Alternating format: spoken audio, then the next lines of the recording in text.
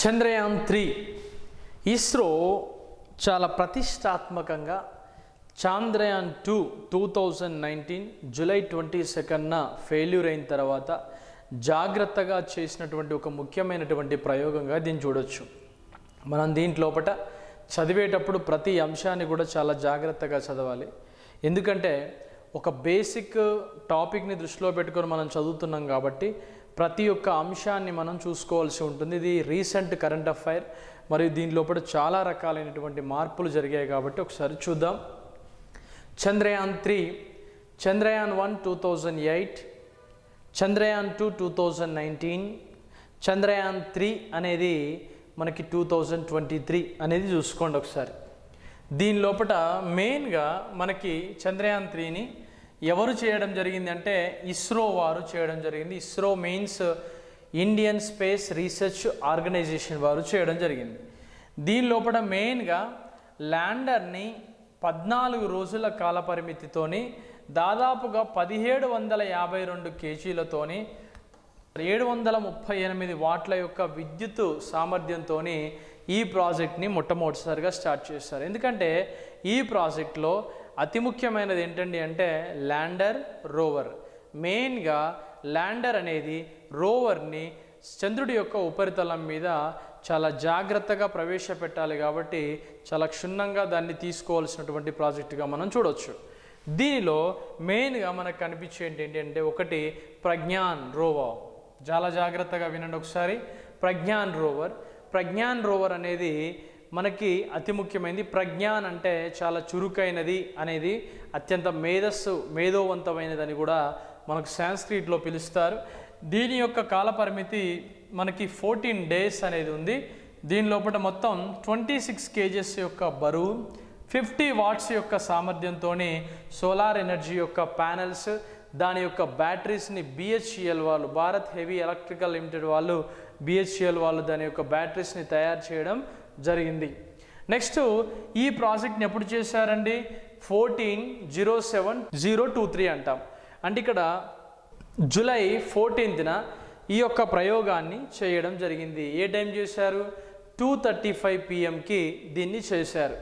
ఈ యొక్క ప్రయోగం లోపల ఉపయోగించినటువంటి వాహక నౌక ఇటీవల కాలంలో చంద్రయాన్కు సంబంధించినటువంటి క్విజ్ ప్రోగ్రాంలో సెంట్రల్ గవర్నమెంట్ ప్రకటించినటువంటి ఈ క్విజ్లో ఎక్కువగా ఇదే క్వశ్చన్ అడుగుతూ ఉన్నారు. ఏ వాహక నౌక తీసుకొని వెళ్ళింది అని అడుగుతూ ఉన్నారు. LV-M3-M4 రాకెట్ అనేది అండి. ఇక్కడ ఎల్ అంటే లాంచింగ్ వెహికల్ మార్క్ అని కూడా పిలుస్తూ ఉంటారు. ఇది 3 అని కూడా పిలుస్తారు. దీన్ని ఉపయోగించారు. ఎక్కడి నుంచి ఉపయోగించారండి? SDSC centre. SDSC సెంటర్ అంటే ఏంటి? సతీష్ ధావన్ స్పేస్ సెంటర్ అని పిలుస్తారు. Satish Dhawan space centre. Satish Dhawan space centre నుండి దీన్ని ప్రయోగాన్ని చేపట్టడం జరిగింది. ఈ ప్రయోగం చేసినటువంటి ప్రాంతం ఏంటండి అంటే శ్రీహరికోట. మనందరికీ తెలుసు. ఈ సతీష్ ధావన్ స్పేస్ సెంటర్ను ఒకప్పుడు షార్ అని పిలిచేవారు. ప్రజెంట్ ఇప్పుడు SDSCగా దాన్ని పిలవడం జరుగుతుంది 2002 నుంచి. ఇక్కడ మనకి SHAR means Sriharikota high altitude రేంజ్గా దీన్ని మనం పిలుస్తారు.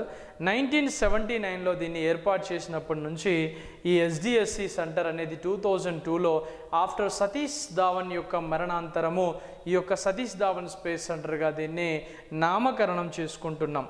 మూన్ యొక్క ల్యాండింగ్ ఎప్పుడు జరిగిందండి అంటే పంపిందేమో SDSC ప్రాంతము. మూన్ యొక్క ల్యాండింగ్ ఎప్పుడు జరిగింది అంటే 23rd August 2023.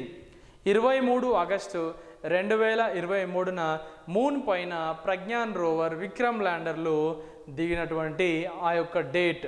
ఏ టైంకి దిగాయి అంటే మన యొక్క భారత కాలమానం ప్రకారము 6:04 సాయంత్రం 6:04 మూన్ పైన ఇది దిగడం జరిగింది. అంటే చదివేటప్పుడు చిన్న బిట్టు కూడా మిస్ అవ్వకుండా జాగ్రత్తగా చదవాలి. నెక్స్ట్ ఈ యొక్క పరికరాల లోపల ఏమేమి ఉన్నాయంటే ఒకటి షేప్ అనేటువంటి ఒక పరికరం ఉంటుందండి. ఈ షేప్ ఏంటండి అంటే స్పెక్ట్రోపోలారిమెట్రీ ఆఫ్ హ్యాబిటబుల్ ప్లానెట్ ఎర్త్ అని పిలుస్తారు. స్పెక్ట్రోపోలారిమెట్రీ ఆఫ్ హ్యాబిటబుల్ ప్లానెట్ ఎర్త్గా దీన్ని పిలుస్తారు. దీన్ని షేప్ అని పిలవడం జరుగుతూ ఉంటుంది. ఈ షేప్ అనేది ముఖ్య ఉద్దేశం ఏంటండి అంటే ఇది తరంగ దైర్ఘ్యాన్ని ఆధారంగా చేసుకొని ముఖ్యంగా వేవ్ లెంత్ని ఆధారంగా చేసుకొని ఇది పనిచేస్తూ ఉంటుంది. షేప్ వేవ్ లెంత్ అంటే ఏంటండి అంటే ఒక్కొక్క పదార్థానికి ఒక్కొక్క రకమైనటువంటి తరంగ దైర్ఘ్యాలు ఉంటాయి. ఈ తరంగ దైర్ఘ్యాలని మనం ఎలా మెజర్ చేయొచ్చండి అంటే యాంగ్స్ట్రాంగ్స్ లోపల, నానోమీటర్స్ లోపల మెజర్ చేయడం మరియు మైక్రోమీటర్స్ లోపల కూడా ఇక్కడ మెజర్ చేయడం కూడా జరుగుతూ ఉంటుంది. దీని వేవ్ లెంత్ ఎంతంటే 1 to 1.7 మైక్రోమీటర్స్గా దీన్ని మనం చూసుకోవడం జరిగింది. ఎప్పుడు అండి అంటే 2023 ఆగస్టు 26వ తారీఖున ఈ యొక్క షేప్ అనేది మనకి ఈ షేపుకు సంబంధించిన ప్రజ్ఞాన్ రోవర్ అనేది మనకి ఎక్కడ దిగింది, ఇక్కడ చంద్రుడి యొక్క ప్రాంతం మీద దిగడం జరిగింది. చంద్రుడి యొక్క ప్రాంతం మీద దిగినటువంటి ఆ ప్రాంతం ఏది, ప్రజ్ఞాన్ రోవర్ విక్రమ్ ల్యాండర్ దిగినటువంటి ఆ ప్రాంతాన్ని ఇక్కడ మెయిన్గా ఫస్ట్ ఇది గుర్తించింది. ఏంటి, ఈ విక్రమ్ ల్యాండర్ నుంచి వచ్చినటువంటి ఈ సిగ్నల్స్ ఆధారంగానే మనము ఈజీగా దీన్ని ప్రవేశపెట్టడానికి అవకాశం ఉంటుంది చంద్రుడి యొక్క ఉపరితలం మీద. దీని లోపల మెయిన్గా భారత ప్రధాని నరేంద్ర మోడీ 23 ఆగస్టు 2023న సౌత్ ఆఫ్రికాలో ఉండడం జరిగింది. సౌత్ ఆఫ్రికా నుంచి నేరుగా మన యొక్క ఇస్రో మెయిన్ సెంటర్ బెంగళూరులోని పిన్యా యొక్క ప్రాంతానికి రావడం జరిగింది. అక్కడ ISAAC ఉంది. ఏంటండి అంటే ఇక్కడ ఇండియన్ శాటిలైట్ అప్లికేషన్ సెంటర్ ఉంది ఇక్కడే. Next NSIL new space India limited యొక్క సంస్థ కూడా ఉండడం జరిగింది.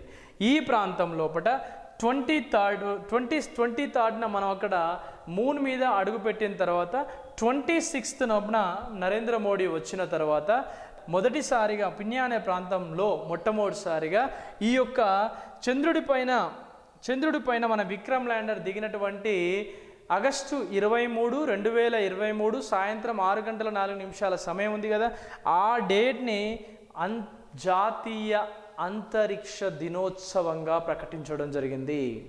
ఇది నేషనల్ స్పేస్ డేగా మనం జరుపుకోవాలి అని 23rd ఆగస్టుని ప్రకటించడం జరిగింది.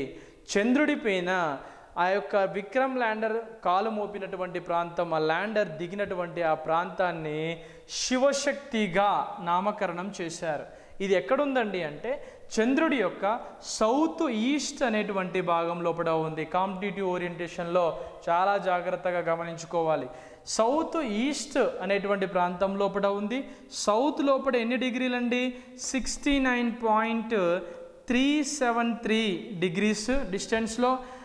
ఈస్ట్ లోపల విషయానికి వస్తే ఎంతండి అంటే 32.319 ఈస్ట్ ఫేసింగ్ లోపల. ఇది సౌత్ అండి, ఇదేమో ఈస్ట్ అండి. ఇది గుర్తుపెట్టుకోవాలంటే S ఫర్ 6తో స్టార్ట్ అవుతుంది, E అనేది మనకి 3తో స్టార్ట్ అవుతుంది. ఈని రివర్స్ చేస్తే 3 అనే ఒక అంకె వస్తుంది. కొంచెం జాగ్రత్తగా చూసుకుంటే సరిపోతుంది.